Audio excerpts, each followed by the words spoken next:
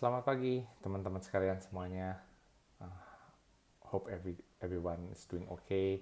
Semuanya sehat-sehat aja, sukses terus, dan have a good day. Hari ini kita mungkin ngomongin, gue agak bingung sebenarnya kemarin mikir mau topik apa hari ini ngomongin, tapi kayaknya setelah pikir-pikir mungkin kita omongin tentang uh, jujur terhadap diri sendiri. Maksudnya apa? Maksudnya adalah terutama dalam pilihan menghadapi apa yang kita mau lakukan dalam hidup ini gitu. Jadi kadang kita sebenarnya menjalani hidup ini terutama mungkin masalah pekerjaan kali ya. Pekerjaan itu kita melakukannya itu berdasarkan sebenarnya dorongan atau tuntutan dari orang lain. Paling gampang mungkin dari orang tua ya. Kalau orang tua udah ngeset kita mau jadi apa, kadang kita sebagai wujud katanya sebagai anak yang berbakti kita mengikutinya, dan kita sampai tua mengikutinya walaupun sebenarnya kita punya passion yang lain gitu.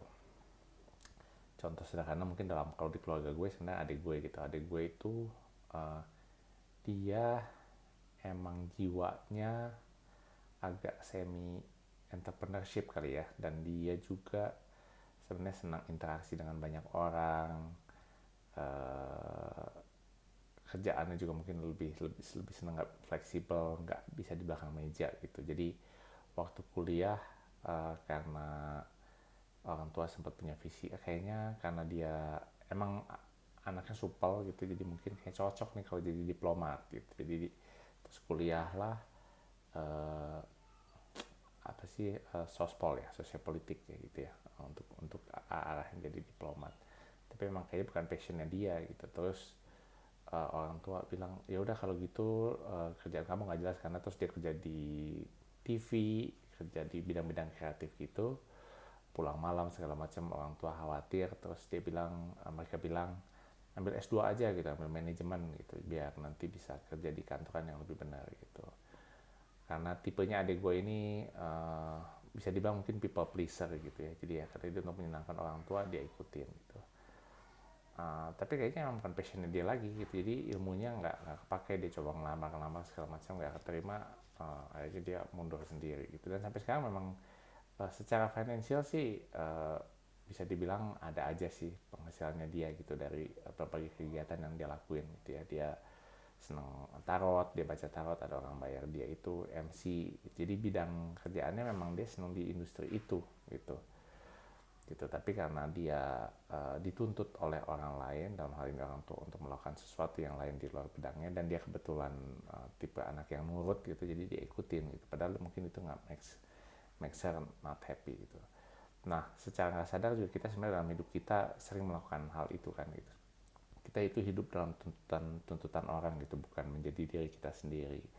Kita nggak bisa jujur sama diri kita sendiri. Kita nggak bisa jujur bahwa ternyata misalnya impian gue itu jadi musisi sebenarnya, bukan kerja di bank duduk di belakang meja gitu.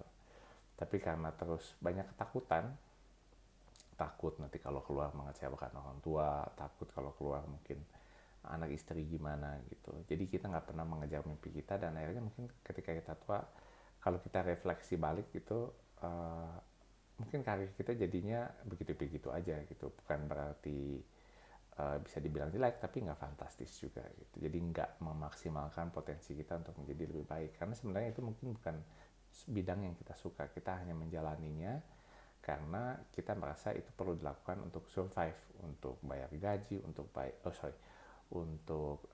kebutuhan sehari-hari, untuk bayar sekolah anak-anak segala macam.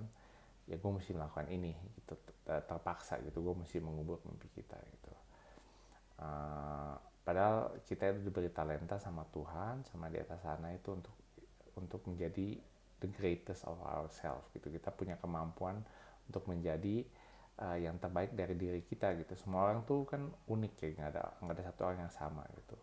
Jadi kita udah punya basis itu gitu. Kita nggak bisa, mungkin kita nggak akan jadi the next Michael Jordan, LeBron James, atau mungkin Messi atau Ronaldo gitu. Tapi kita bisa belajar dari mereka untuk terus menjadi diri kita sendiri, dan menjadi best version dari diri kita sendiri gitu. Banyak hal yang kita bisa adopsi dari orang-orang hebat yang bisa membantu kita untuk menjadi lebih baik gitu. Misalnya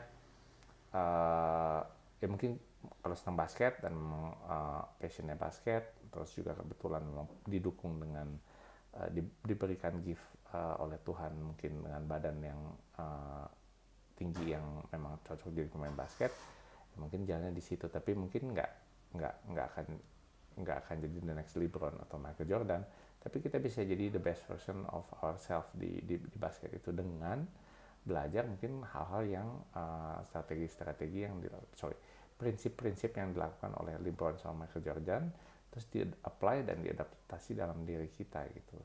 Kata-kata kan sebenarnya kalau pebasket sukses, kalau atau olahragawan sukses kan dilihat mereka punya work ethic yang lain dibanding pemain-pemain profesional lainnya gitu. Jadi walaupun pemain yang masuk NBA itu kan harusnya sudah di atas rata-rata dari pemain basket pada umumnya, makanya mereka bisa main di situ.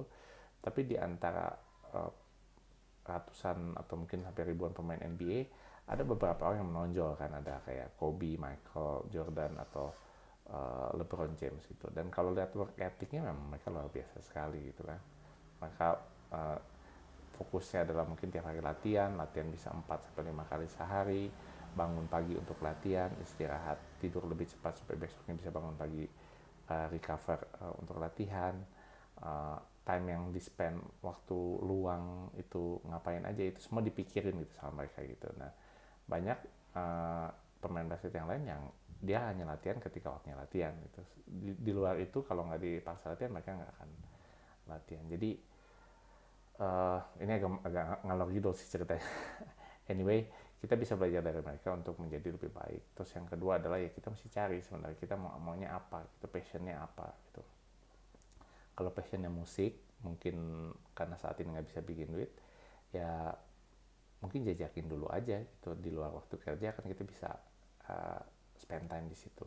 Ketika itu mulai menghasilkan, mulai jelas patternnya mau kemana, arahnya kemana, ya mungkin baru bisa di-decide gitu. Tapi sangat sayang kalau kita mengubur mimpi kita terus nggak melakukan itu hanya semata-mata karena kita harus memenuhi tuntutan orang lain atau tanggung jawab kita gitu. Kayaknya hidupnya kan nggak bermakna ya gitu ya kalau gue sih ngerasanya gitu. Jadi sesuatu yang mesti dikejar dan mesti diingat juga, walaupun itu passion mungkin, walaupun itu sesuatu yang kita seneng gitu, kadang-kadang ada hal yang tidak menyenangkan yang mesti dilakuin gitu. Misalnya rata-rata sih, misalnya contohnya